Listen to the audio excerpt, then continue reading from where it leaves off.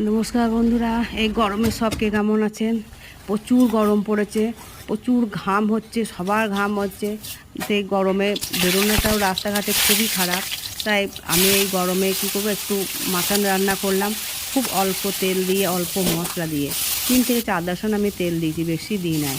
তাই আমি এই পুরো রান্নাটা দেখাবার জন্য নিচের লিঙ্কে আমি পুরোটা দিয়ে দিয়েছি।